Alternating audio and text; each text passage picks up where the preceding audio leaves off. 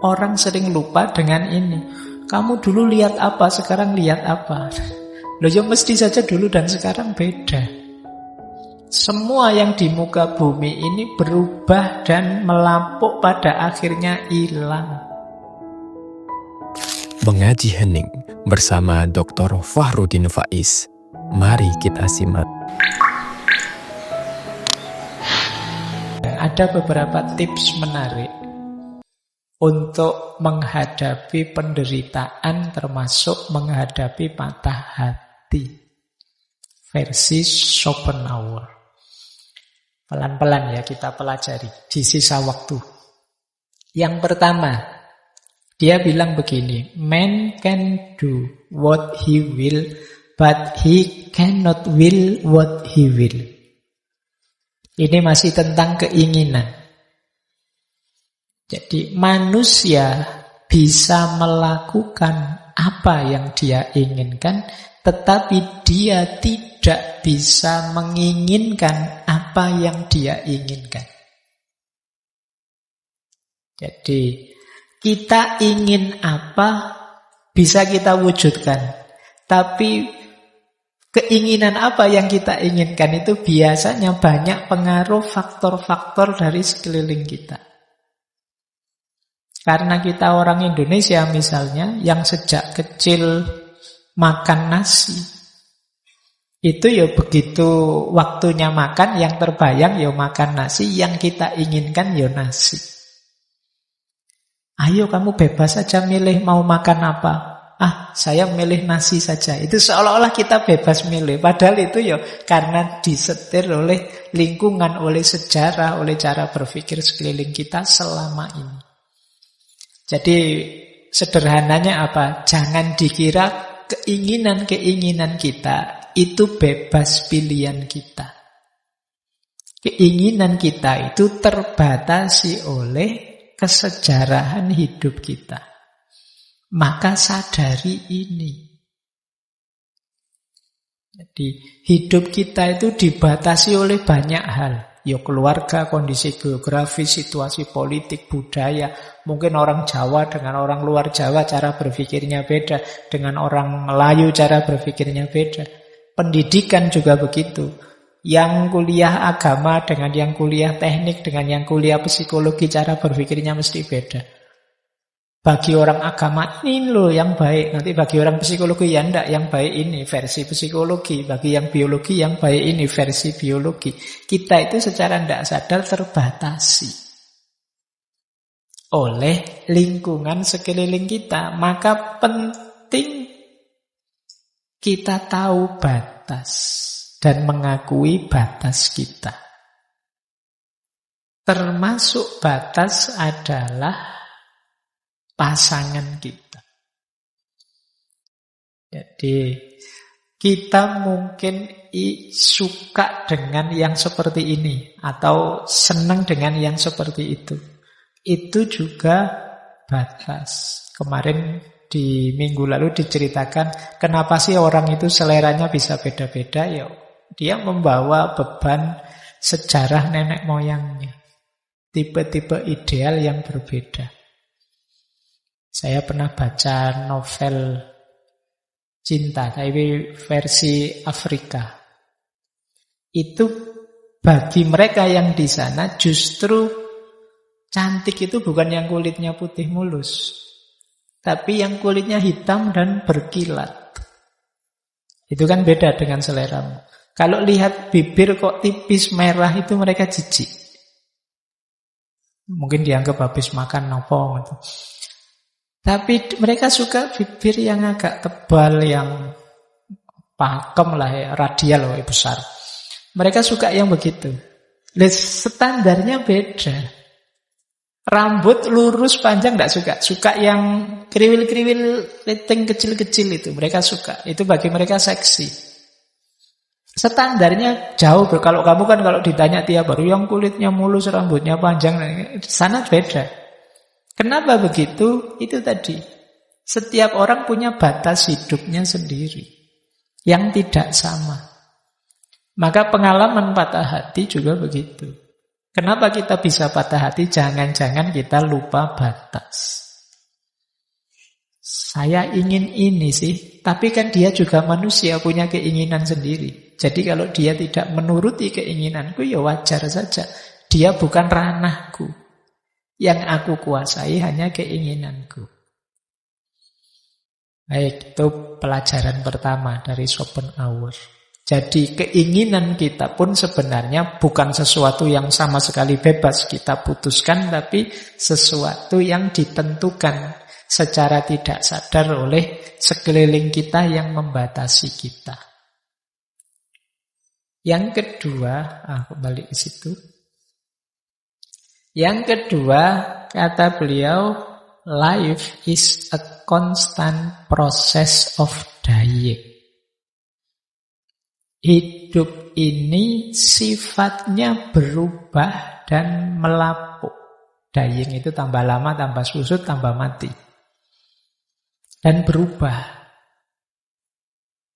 Banyak orang patah hati karena menganggap kamu kok tidak seperti dulu.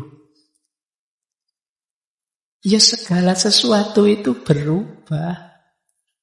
Kalau kamu kecewa dengan kondisi pasanganmu sekarang kok tidak seperti dulu, kamu lupa bahwa segalanya berubah dan bahkan melapuk. Melapuk itu ya kalau manusia tambah tua.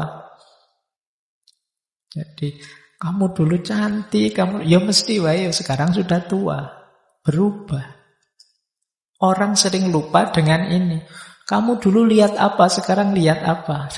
Loh ya mesti saja dulu dan sekarang beda. Semua yang di muka bumi ini berubah dan melapuk pada akhirnya hilang. Jadi ini yang agak berbeda dengan keinginan kita kan tidak ada habisnya. Keinginan kita itu terus menerus. Kita mengejar semua keinginan kita seolah-olah hidup kita itu ya seperti ini terus. Ini sering kemudian membuat kita kecewa. Maka kesadaran bahwa life is constant process of dying berarti apa? Kesadaran yuk kita bersyukur. Kita nikmati saja, kita syukuri saja situasi-situasi yang kita hadapi hari ini. Kita hargai apapun yang ada di hadapan kita sekarang. Sebelum terlewat. Mumpung kalian masih muda, bersyukurlah, nikmati kemudaanmu. Sebentar lagi kamu tua. Dan itu tidak lama, tak jamin. Wong sekarang wajahmu juga sudah kelihatan tua. Jadi nikmati saja. Nah, banyak orang kecewa, patah hati karena tidak siap menghadapi perubahan dan pelapukan ini. Tidak hanya jasmani, rohani juga begitu. Kamu sekarang kok mudah tersinggung, mesti ada prosesnya jadi mudah tersinggung itu. Dulu waktu pacaran mesra sekali, sekarang sudah nikah kok kamu malah, jangan-jangan ada proses yang membawa ke sana. Atau dulu fokusnya hidup kemana, sekarang fokusnya hidup kemana. Ini harus disadari. Kenapa? Karena life is constant process of dying. Jadi kalau versinya Schopenhauer, yuk ketika kita masih diberi kesempatan, diberi tenaga, diberi aneka daya untuk menikmati, mensyukuri hidup, ayo kita nikmati. Kita masih mampu mencintai orang-orang sekeliling kita, ayo kita cintai. Karena pada saatnya ya pasti kita akan berpisah dengan mereka. Ayo kita manfaatkan kesempatan yang kita miliki. Hidup ini memang isinya keinginan demi keinginan. Mari kita ngerti batas kita. Kemudian kita nikmati, kita syukuri apapun yang ada sekarang. Karena kalau kita fokus pada keinginan saja, hidup ini rasanya terburu-buru terus. Hidup ini rasanya kayak dikejar-kejar terus. Kita lupa bersyukur. Nah, ini tips kedua.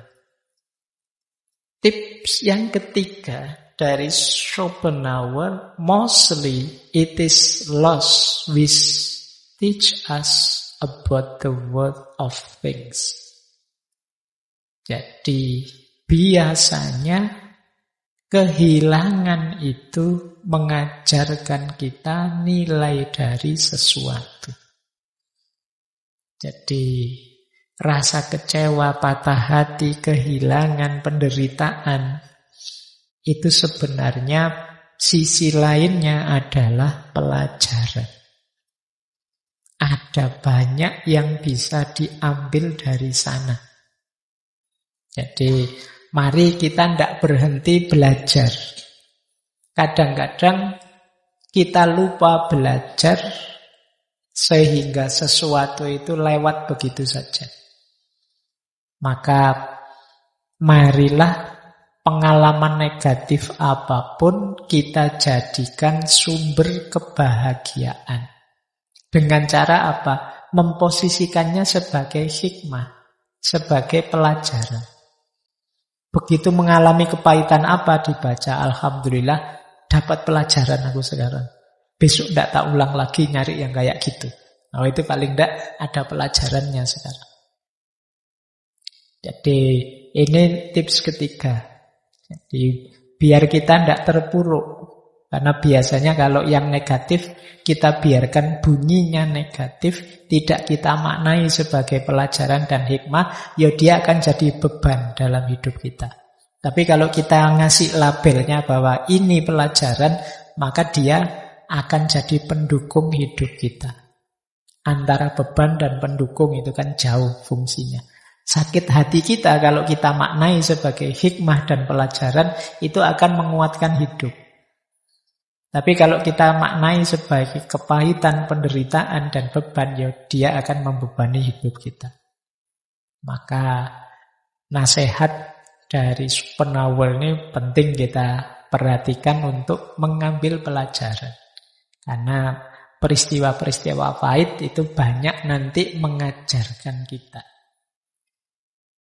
Terus ini juga menarik. It is a clear gain to sacrifice pleasure in order to avoid pain.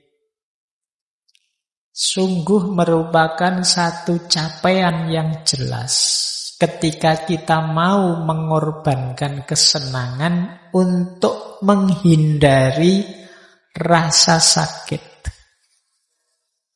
Dalam hidup ini memang kadang-kadang kita harus siap tidak senang, tidak gembira demi menghindari sakit yang lebih besar. Jadi kita harus siap minum obat yang obat itu pahit biar sakit kita sembuh.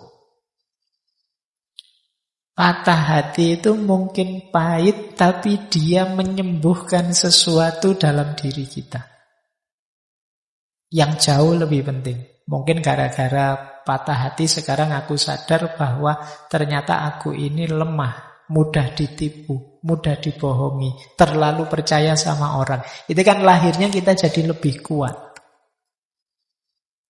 Jadi ada rumus hidup bahwa ya kalau kita ingin menghindari rasa sakit memang kita harus mengorbankan kesenangan tertentu. Untuk kolesterol tidak tinggi kan kita harus tidak makan yang lemak-lemak, tidak makan yang mengandung kolesterol tinggi. Memang sakit, mengorbankan kesenangan kita. Tapi kan biar kita tidak ketemu sakit yang lebih besar. Jadi anggap saja kalau kita ketemu musibah, bencana, kesulitan hidup apapun, anggap saja ini obat. Alhamdulillah saya mengalami kepahitan. Ini adalah obat bagi sakit yang lebih besar. Seandainya aku jadi sama dia, itu mungkin malah ketemu sakit yang lebih besar. Nah, untung diberi obatnya sekarang dalam bentuk patah hati. Jadi tidak berlarut-larut.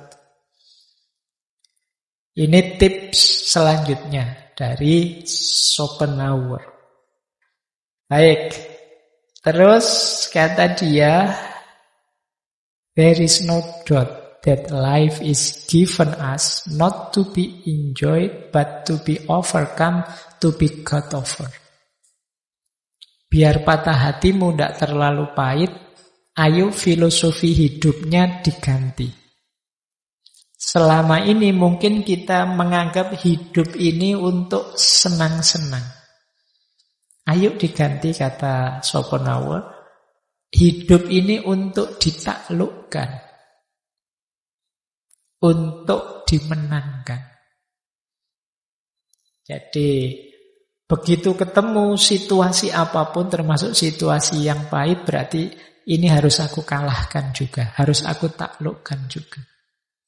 Karena kalau hidup ini kita maknai hanya untuk senang-senang, ya begitu kita ketemu pahitnya, maka kita akan merasa gagal.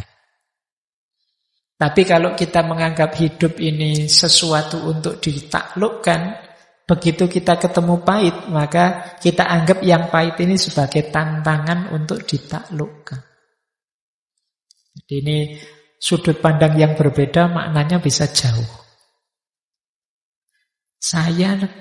IP saya jatuh Pak semester ini. Oh, itu kalau kamu membacanya hidup ini hanya untuk senang-senang, ya berarti kamu gagal sudah. Kamu tidak bisa senang. Tapi kalau kamu membacanya ini tantangan, bahwa saya harus lebih baik besok, karena hidup bagimu adalah penaklukan, maka sakit tadi dengan IP jatuh bisa membangkitkanmu dari keterpurukan sehingga kamu semangat belajar. Maka ini rumus dari Schopenhauer ya. Kalau kamu tahu kesulitan apapun, jangan dibunyikan itu sebagai kesulitan, bunyikanlah sebagai tantangan. Tantangan hidup untuk ditaklukkan. Begitu kamu diputus misalnya, patah hati, anggap ini tantangan bagiku. Bisa tidak aku survive, menang. Jadi meskipun diputus, saya masih banyak jalan untuk bisa bahagia, untuk bisa senang. Nah, ini tips yang ke-5. Baik, terakhir kata Schopenhauer, it is difficult to find happiness within oneself, but it is impossible to find it anywhere else. Memang sulit menemukan kebahagiaan dalam diri seseorang, tetapi tidak mungkin menemukannya di tempat yang lain.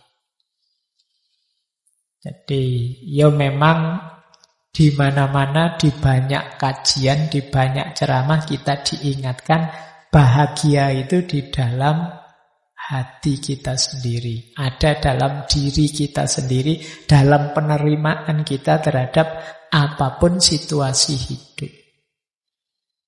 Ya memang sulit seperti ini, tapi tidak ada alternatif yang lain. Tidak mungkin kita mencari kebahagiaan kok di luar diri. Kalau kita mencari kebahagiaan di luar diri, kita akan sangat capek, sangat lelah. Kenapa? Karena yang di luar diri itu berubah-ubah, nilainya naik turun dan tidak pasti. Kuncinya tetap ada di dalam diri. Pak, saya bahagia kalau uang saya banyak. Berarti ketika orang sangat kaya harusnya pasti bahagia, ternyata juga tidak. Pak, saya bahagia kalau punya pasangan cantik, punya harta yang banyak, kemudian punya status yang tinggi. Banyak contohnya di TV-TV itu ya, kurang apa? Jadi ganteng dan cantik, anaknya juga lucu-lucu, hartanya banyak, tidak habis sampai 7 turunan. Tapi ya tidak lama kemudian jumpa pers terus mau cerai. Kenapa bisa begitu? Bahagia itu ternyata tidak di luar diri, tapi di dalam diri. Berarti apa? Perjuangan utama kita untuk meraih kebahagiaan itu sebenarnya tidak tergantung orang lain. Kuncinya tetap ada dalam diri kita. Mau sedih, mau senang, mau depresi, atau mau longgar hati, itu kita. Orang lain tidak bisa ngatur dalamnya hati kita. Kita yang bisa ngatur diri kita. Nah, orang maki-maki kita, kalau kita tidak tersinggung, kalau kita tidak marah, ya kita tidak tersinggung dan tidak marah. Orang tidak ngapa-ngapain pun kalau kita membacanya versi sensitif, versi baper, ya mungkin orang maksudnya tidak ke situ, kita baca ke situ, terus kita sedih karepe dhewe. Kuncinya tetap ada dalam diri kita. Orang misuh-misuh misalnya, terus, oh kamu tadi maki-maki saya ya, wah mohon maaf saya tidak paham kamu ngomong apa, santai saja ya, lu kamu tidak tersinggung. Tapi orang ngomong biasa sekalipun kalau kamu baper, kamu tersinggungan, kamu membaca segala omongan orang sebagai yang menyakitimu, ya kamu akan sakit. Jangankan diomongi, dilihatin saja kamu marah. Kan banyak itu, ngapain dia lihat. Ya kan, cuma dilihat aja kamu baper.